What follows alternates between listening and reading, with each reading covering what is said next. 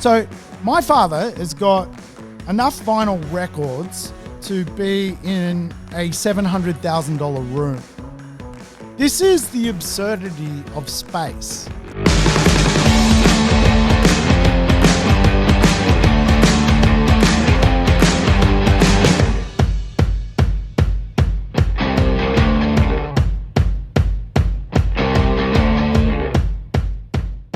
Welcome to the Urban Property Investor. I'm your host, Sam Saggers, here to help crack the code of real estate wealth.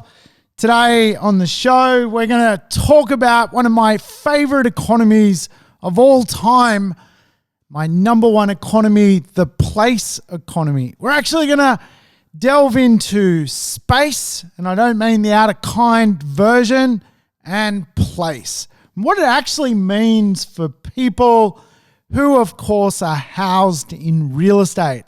Are there more significant areas than others which actually stand out from the crowd when it comes to owning real estate, being an investor, and, of course, housing beautiful people in our big cities around Australia? So I tell you what, if you like the idea of understanding trends and influences, this episode's for you.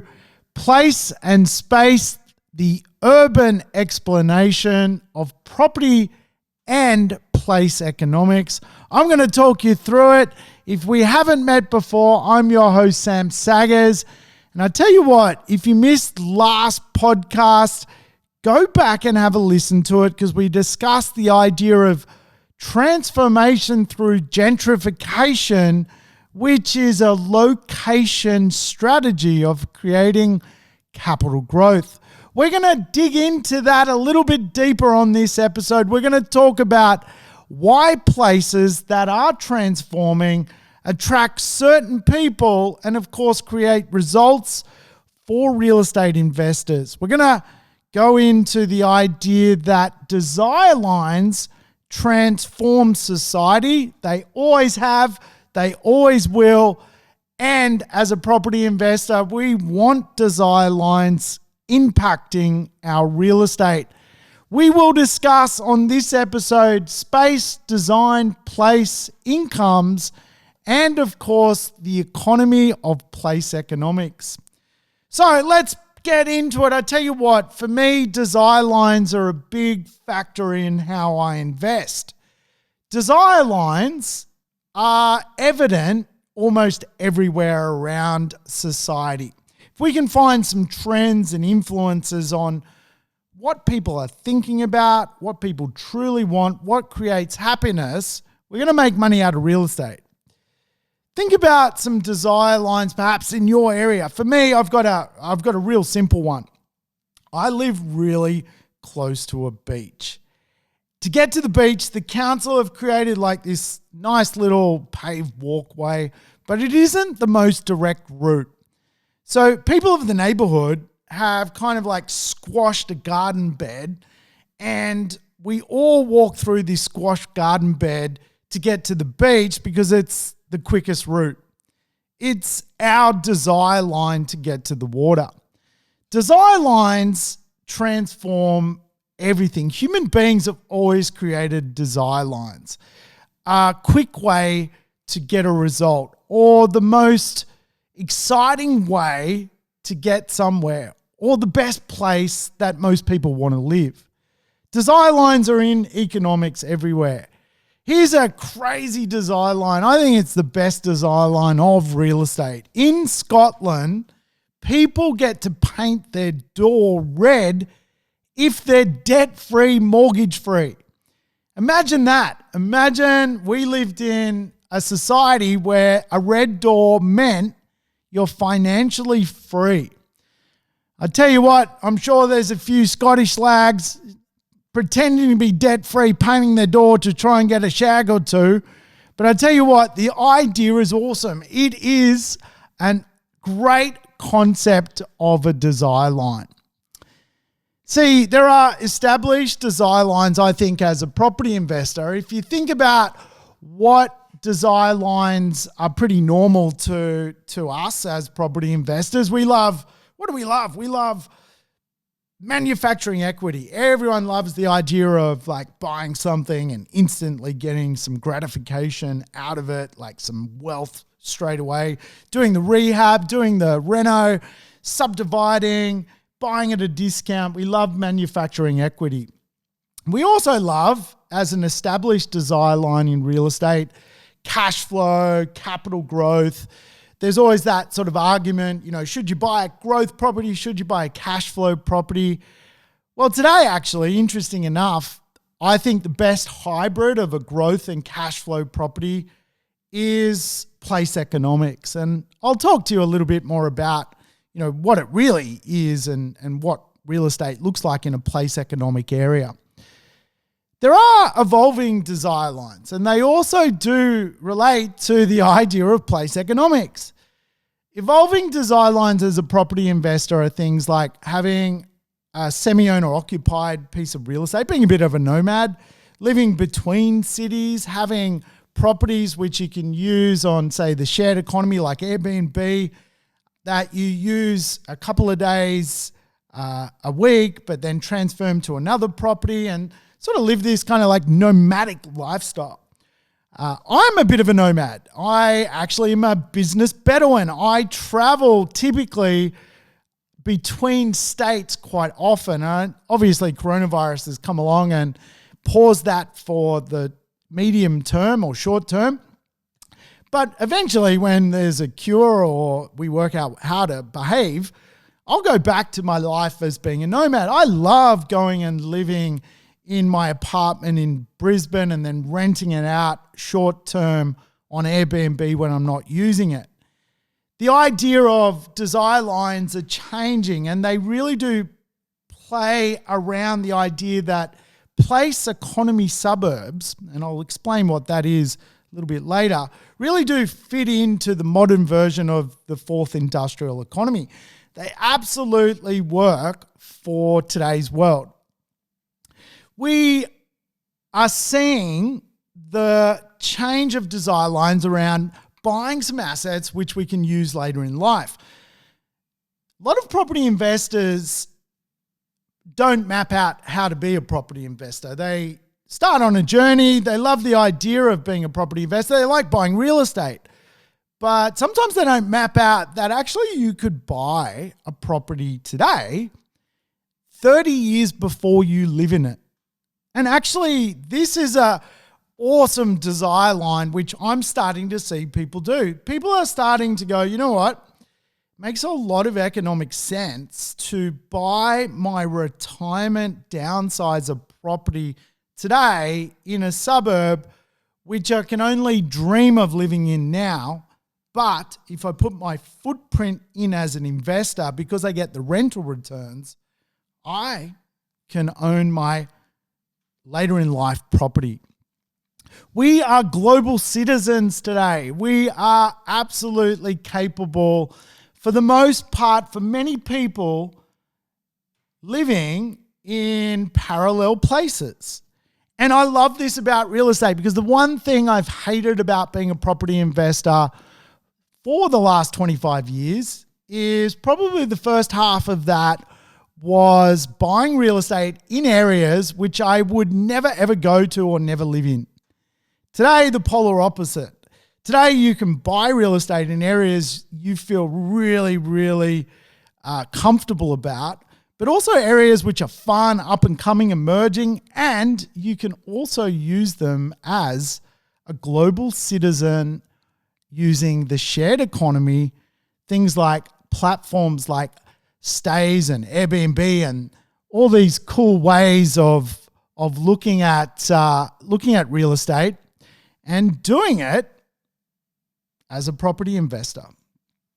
See, there is this constant battle over space or a large property in perhaps an outer area where it's more affordable to be a property investor versus location. I mean, what is better? What do you think? I know what I think, and I believe that location and livability is a big metric today. And you can overcome not having a large property in a more popular area by the concept of what is known as the third place. The third place is simply buying a property where people who get to live in that property live in their first place, which is their apartment or house or townhouse. They get to live in their second place, which is their backyard, balcony or courtyard. But they also have a third place, which is the neighborhood. And the neighborhood is really, really important today. I think if coronavirus has taught people anything, it's taught most people, particularly home buyers, that neighborhood matter. The neighborhood matters, right? If you can walk out of your street and you're 100 meters from the beach or 200 meters from the coffee shop or 300 meters from the beautiful park to go and sit at, all of a sudden the third place is so important. I've always invested based around the third place. I've seen real estate in my own portfolio skyrocket in value, not because of the first place or the second place, but because of the third place. Place economics. Now, in real estate, there are certain neighborhoods where the third place is ultimately the best. I'm going to explain to you how those areas are hotspots for property investors.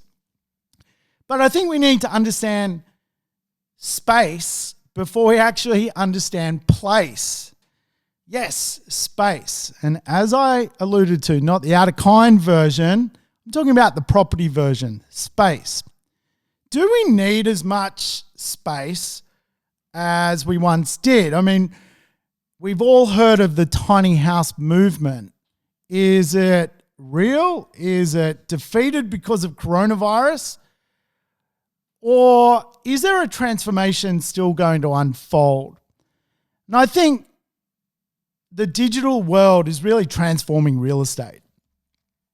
See, I love learning from elder people. I think prime ministers of Australia should be at least 70 years old, because old people or elderly people are so goddamn wise. They know so much, they've seen so much, and I think the idea of learning from more mature people, it's just incredible.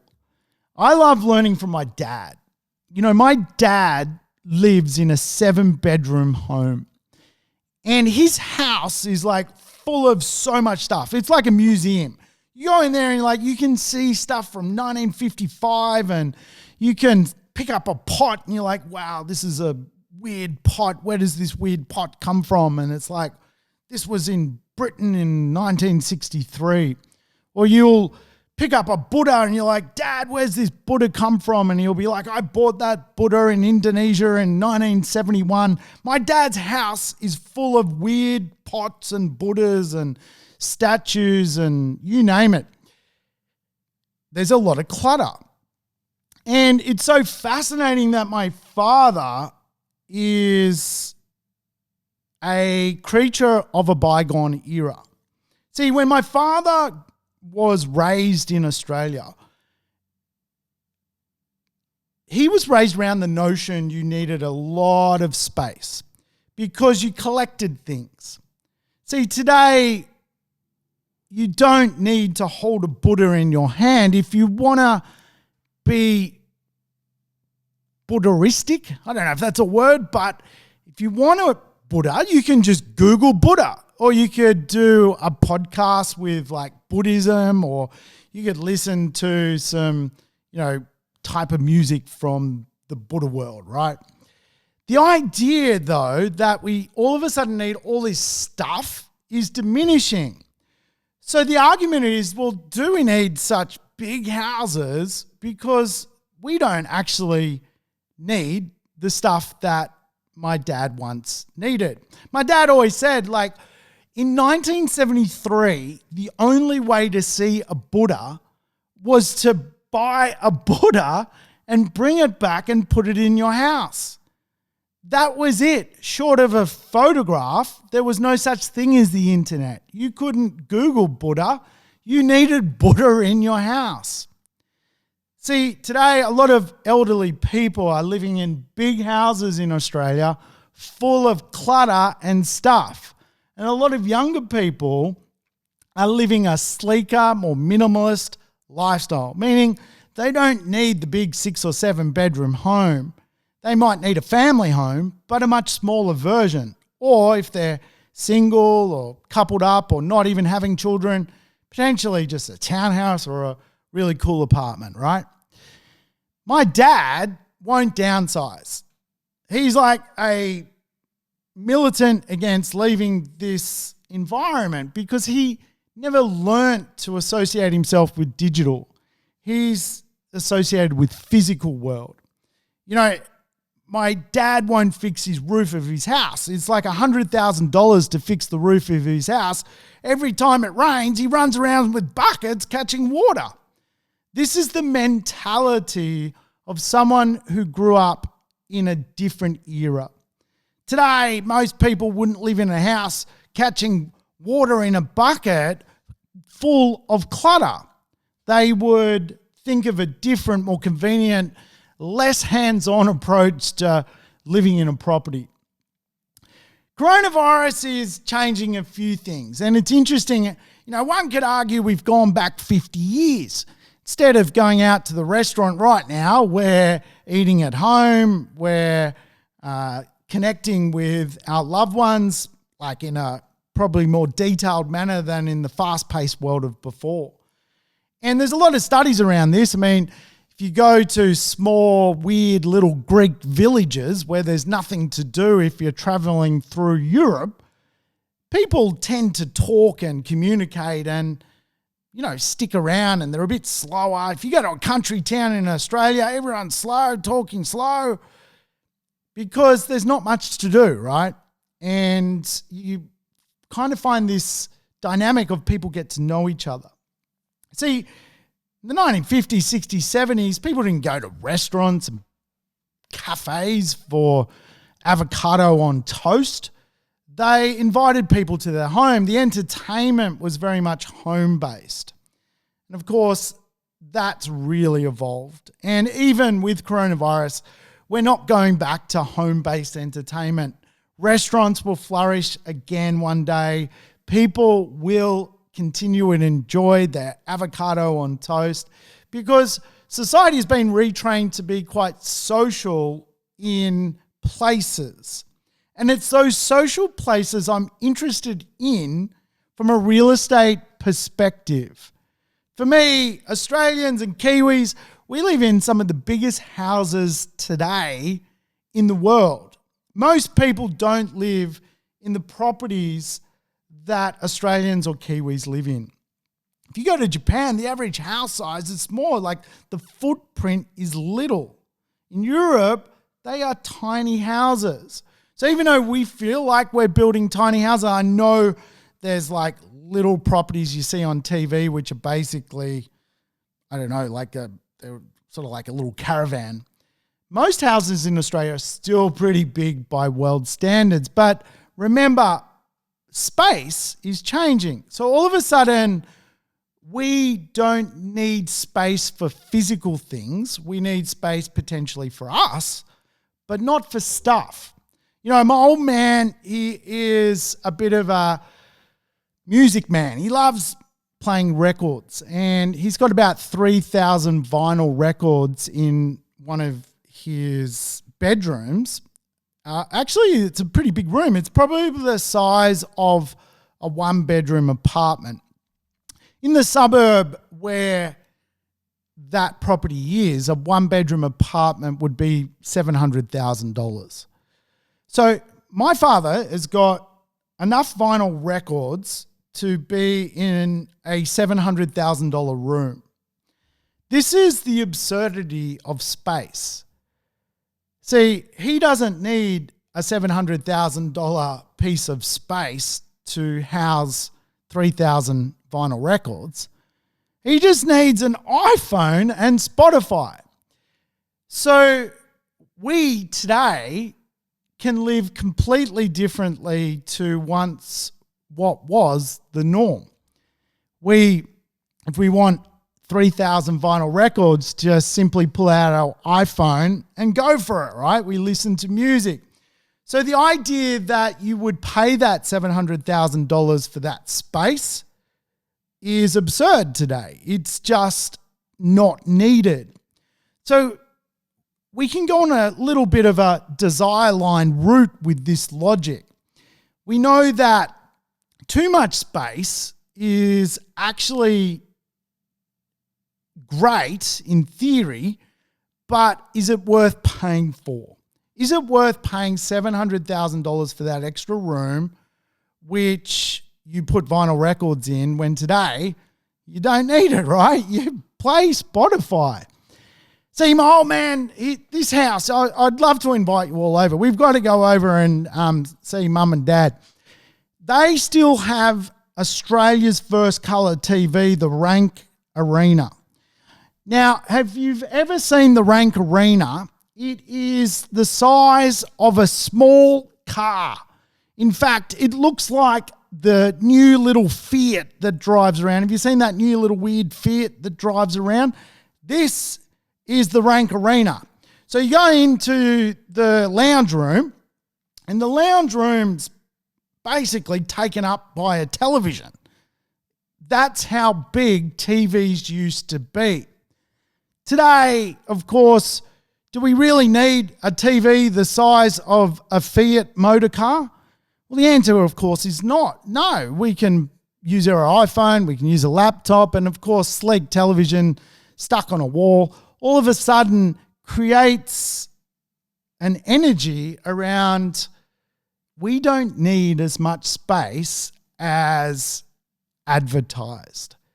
And there are some conversations which are circulating around, well, we, because of coronavirus, are going to charge out of the cities and all go and live where there's huge amounts of open space. And no doubt there are some people who will do that.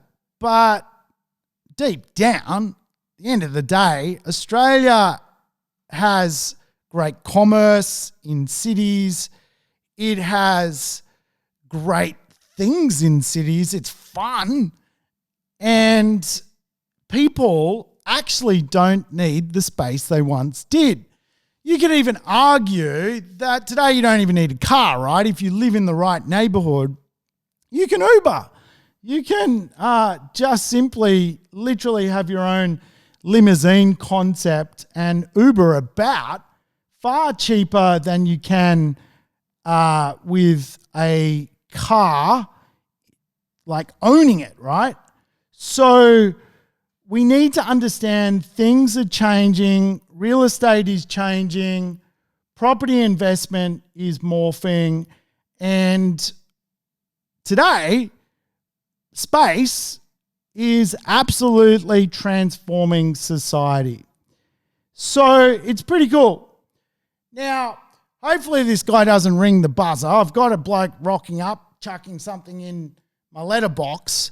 So right now, I work from home, which is a new COVID dynamic. But will people work from home constantly, where space is morphing? Well, I think we can all agree that some of the large corporations are not going to work from home.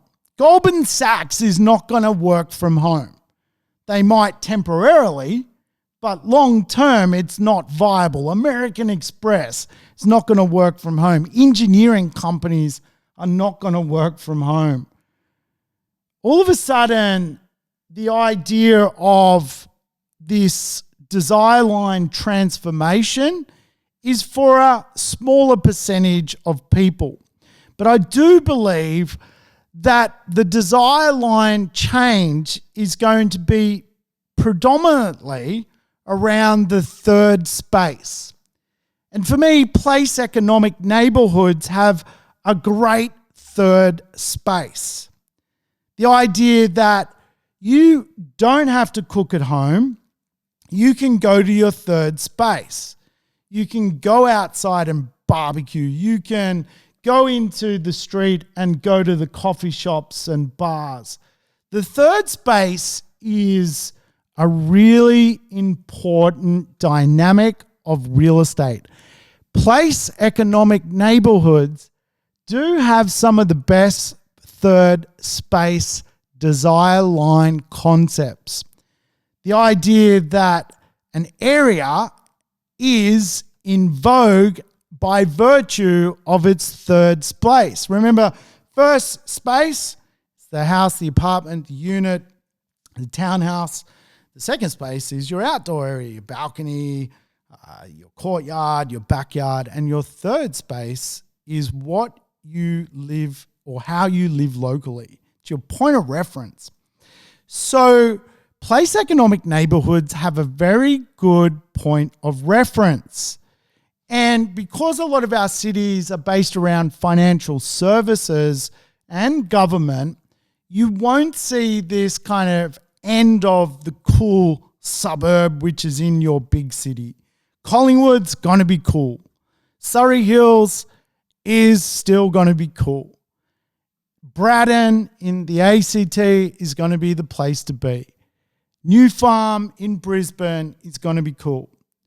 The desire line will continue for place economy neighborhoods. So what is place economics? We understand that space is changing. We get that bit. It's easy to comprehend that we don't need as big a property as what we would think. And because real estate is expensive, the debt bomb of doing what my dad has, who bought real estate for a can of Coke 50 years ago, 3,000 vinyl records in a one-bedroom apartment. I mean, that's just ridiculous. People don't need to pay it. So one of the conversations, I think, which is an interesting one, is the affordability of real estate. Real estate is expensive in Australia. We have some of the most expensive properties. Sydney is the second most expensive city in the world. So you either live in a really good part of Sydney and have less space, but do you need more? Or if you do, you've got to then consider alternatives. That could be a less impressive part of Sydney, or what I believe is the idea that people will go finding place. Now, let me explain place to you. In Spain, there is a very innocuous city, a place called Bilbao. For 50 years, tourists never went to Bilbao. They would go everywhere but. They would go the running of the bulls in Pamplona. They would go to San Sebastian and eat great tapas. They would go to Barcelona, Madrid, Sevilla, but they would not enter the great city of Bilbao. So town planners and city planners of Bilbao decided to do something about that. They decided to engage a really interesting architect and build what today is one of the most interesting buildings of them all, the Guggenheim. The Guggenheim is full of great art, it's full of color, it's full of atmosphere, and architecturally it is like the Sydney Opera House. The Guggenheim transformed the economic proposition of Bilbao. Today, people who travel Europe, who want to be part of the arts community, go to the Louvre in France, in Paris, and Bilbao in Spain. The economic proposition of that place-making object, the Guggenheim, transformed the city's economy. Again, tourists from all over the world now go to this city just to experience this particular art gallery. Placemaking. So placemaking happens at a city level, but it also happens at a suburb level. And if we can find that city and that suburb where the economy is transforming, we can make money. And obviously, as a property investor, our goal is to make money. Placemaking is real. And here in Australia, you can see it firsthand. The Guggenheim effect, the Bilbao effect happened in Hobart. Hobart was a pretty boring place for a lot of people. There was nothing to do there other than go to Salamanca markets and buy weird jam and go and have like a weird pie. There was nothing to do. All of a sudden, placemakers thought through it, great entrepreneurs, they built Mona. If you've not been to Mona, well, you haven't lived. Go to Mona in Hobart. It is freaking awesome. It's famous for the Great Wall of Vaginas. If you want to see every single vagina ever created in the world, you can go to Mona. Check it out. It is cool, man. It is like this bunker of art. And the economic proposition that created for Hobart transformed Hobart. And you saw that through Airbnb. Airbnb grabbed on to the idea that all of a sudden, if you traveled to Hobart, you could do Salamanca markets, buy the weird jam, have the weird pie. Then you stayed overnight. Then you went to Mona, did Mona, created a great day out, checked out all the great artwork, the Great Wall of Vaginas. Then you stayed the night. Then you went out and did like Port Arthur, had a look around at the convict settlements of early pioneers into Tasmania. So you were getting like these 2 or 3 or 4 day stays in Hobart. And lo and behold, there wasn't enough hotels in Hobart, so people Airbnb their property and made a fortune. Economics via placemaking. And again, today, the best suburbs for Airbnb are also place suburbs. There is a purpose to going there. There's a purpose to staying there. People aren't going to leave them and go and live in a weird little town with nothing going for it, because these are the places where culture meets economics. If you want to know where someone earning $200,000 a year lives, they generally live, if they're up and coming, if they're working for a ASX top 200 company in Australia, they're living in a desire line neighborhood, a place economy neighborhood. Place economy neighborhoods are undersupplied neighborhood when it comes to the overall suburb capacity of a city. Let's say there's 300 suburbs in Melbourne, 300 in Sydney, 250 in Brisbane. Here's the place suburbs. It's probably about 10 in each of those cities. 10 areas where people want to go to for activities, to be social, which have this like cool image, that have access to great fun bars and cafes or things to do.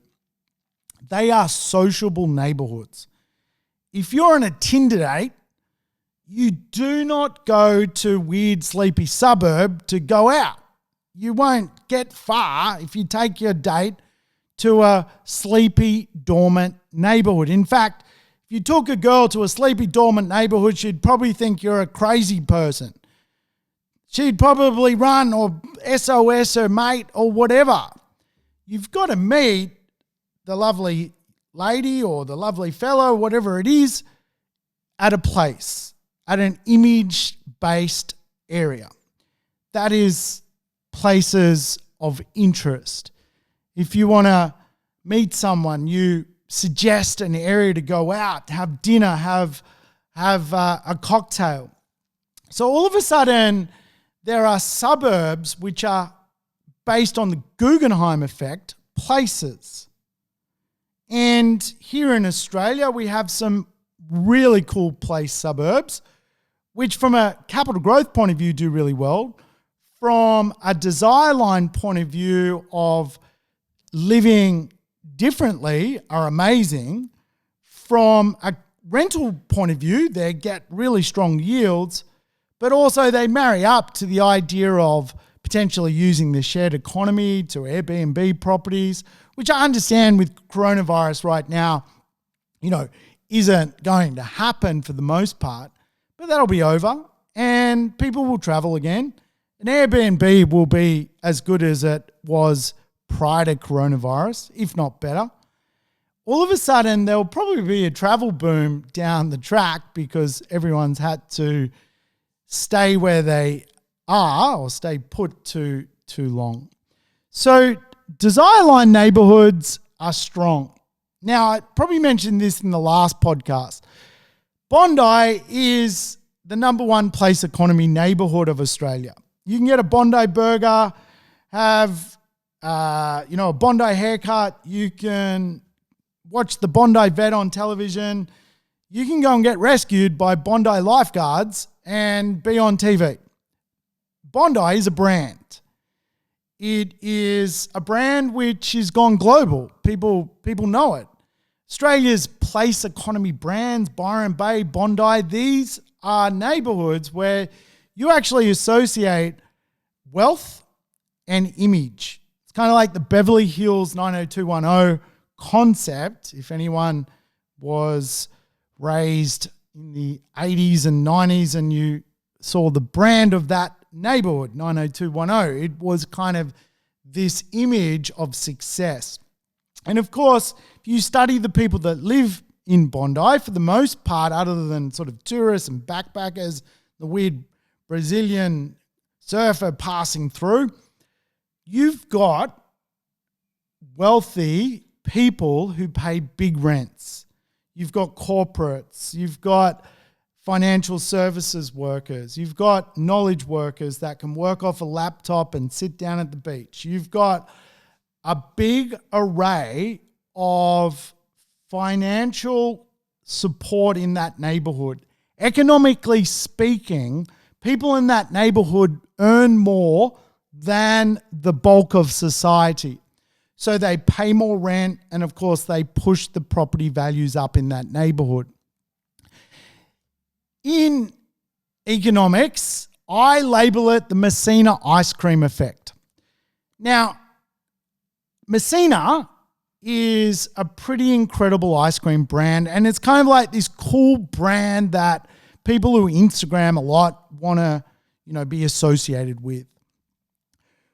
We've been through a lot of economic effects.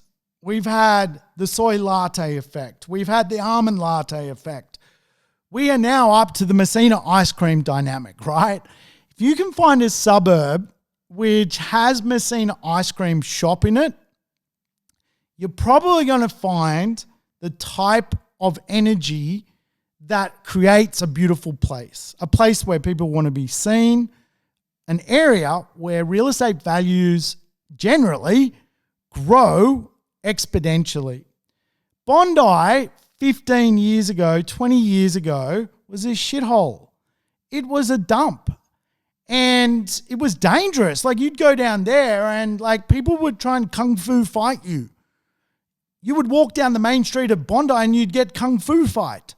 I mean, what was going on? People would try and bottle you with a glass. It wasn't what it is today. Anyone who's been in Sydney a long time would probably understand there was a bit of thuggery going on down in Bondi. Yeah, the Bondi boys, they were like some sort of gangster crew. They'd try and fight you and shit. They're like, I'm not going to Bondi. Those Bondi guys will try and fight you. So today it's the polar opposite. It's kind of cool. It's on TV. It's been gentrified, and now it's turbo gentrified, and it is the place to be. Bondi is the number one place economy, but there are others, and I'll rattle off a few names so you kind of get the logic. Surrey Hills, Darlinghurst. You've got other places in, say, Melbourne. You've got, Fitzroy and Collingwood and Carlton. I mean, these are cool, uber chic areas. If you want a $4,000 suit, you go to Gertrude Street, Fitzroy.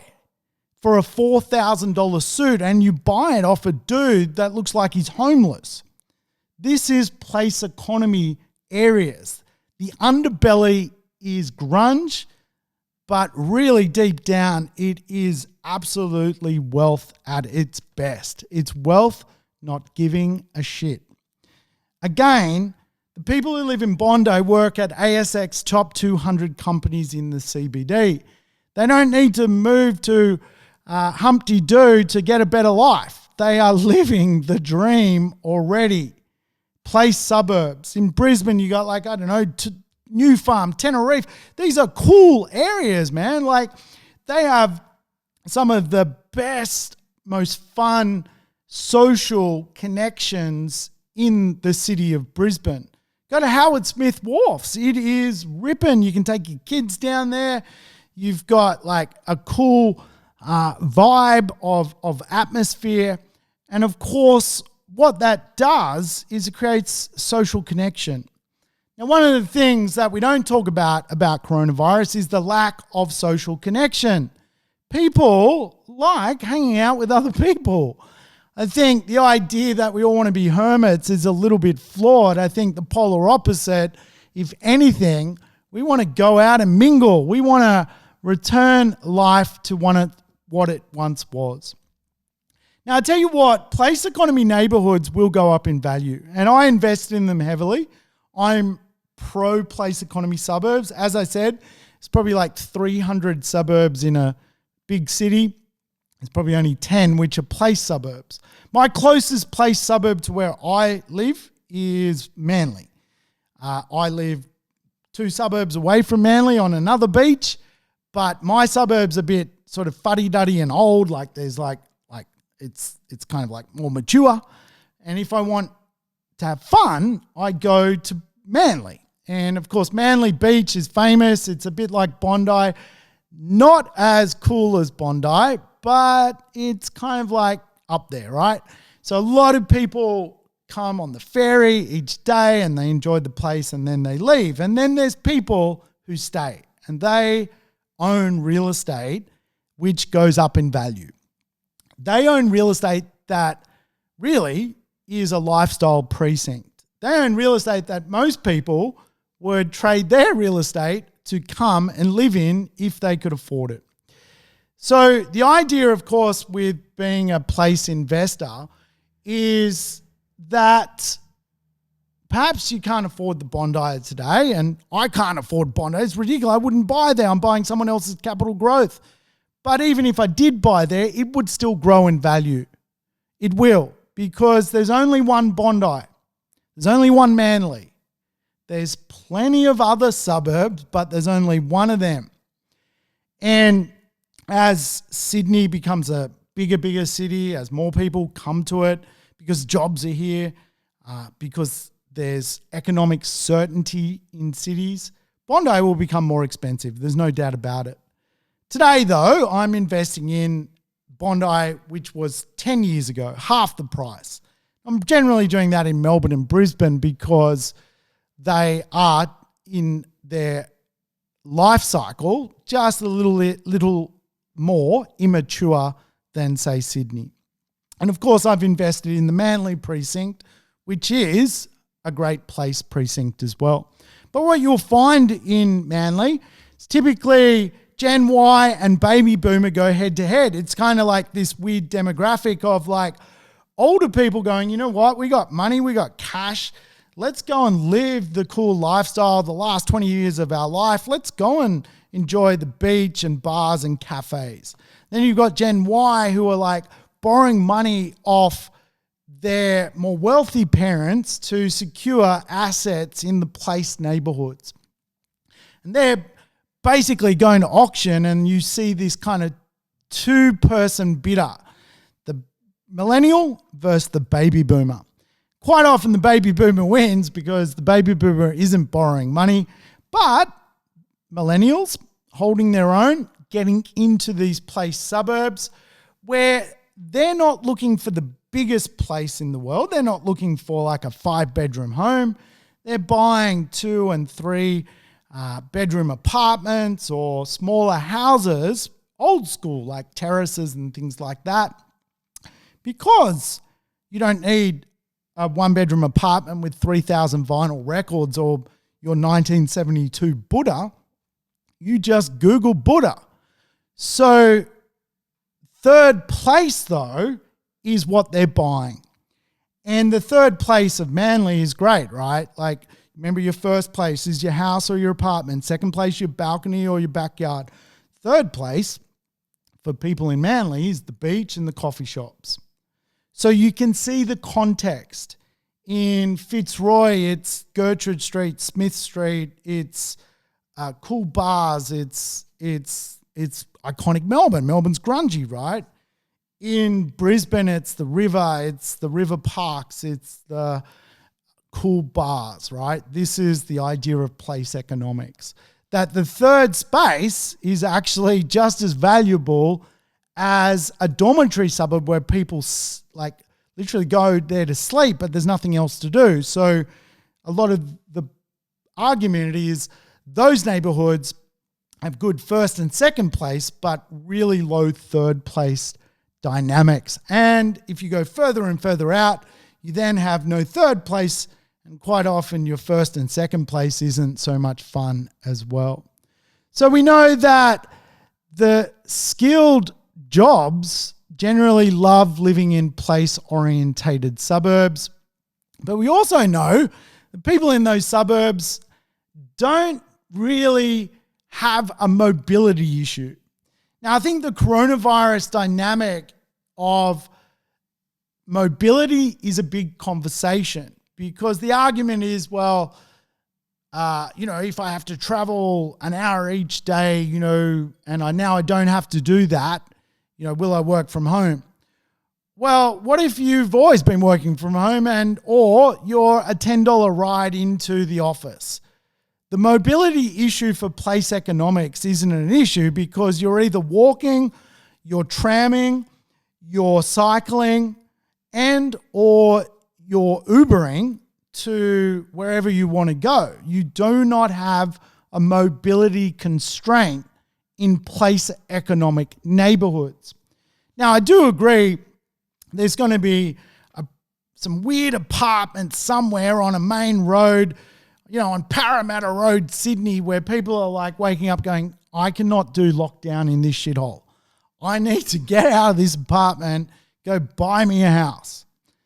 But in place economic areas where, typically maybe an entry-level property is like $500,000 or $600,000, those locations have good third party or third places. They have good outdoor areas. But then they also have good mobility score. So people can get around. So there is not this like frustration to flee the nest and the idea that they will somehow fall out of vogue in replace of, a little village with some cows or something. Not going to happen. Not going to happen. The idea of economics will be big. Goldman Sachs will be Goldman Sachs. Westpac Bank will be Westpac Bank. American Express will be American Express. These are the financial pillars of a big Australia. Big Australian companies have dynamics around them where people need to live quite close to those areas. Smaller companies like mine, I can work from home, but I'm a small fish and, I work direct alongside the people I work with. So for us, the transformation of that office space, it's a little bit different to trying to be noted in a big company, which of course make up a lot of, the areas around CBDs and so forth. So I tell you what, we know there's going to be, stagnant wage growth for quite a long time. We know that investing is so important for us to replace our income. The idea of real estate is without question, first rule, don't lose money. For me, I really love investing in place economy suburbs. And I tell you why I do. First rule, You don't lose money generally because the people in those neighborhoods have a very good affluent score. They're quite wealthy and they'll continue to be wealthy. Second reason is the place to be. And if people leave, more people will take their position and buy up those neighborhoods because they offer a big livability score. They're mobile, they're fast, and they have a good third place where people can go and hang out, whether that's the beach or the coffee shop or just somewhere outside of the primary first or second place. So, hey, I hope you've enjoyed the show. I've certainly loved bringing it to you. Really do hope you've enjoyed learning about place economics. It's one of the things I love talking about the most. It's a secret urbanity lover. Hey, if you've enjoyed the show, make sure you give me a bit of a plug. Give me a 5-star review if you like this episode. Hey, until next time, I'm going to sign off, but thank you so much for listening. I will catch you next time on the Urban Property Investor. Thanks for tuning in to the Urban Property Investor. To never miss an episode, make sure you subscribe to the podcast on your favorite app or on YouTube. And I would love it if you could give the show a rating and share it with your friends and family. In between episodes, you can always keep in touch with me by connecting on social media over Facebook, Instagram, or LinkedIn. Until we meet again on the next episode of the Urban Property Investor, take care and bye for now.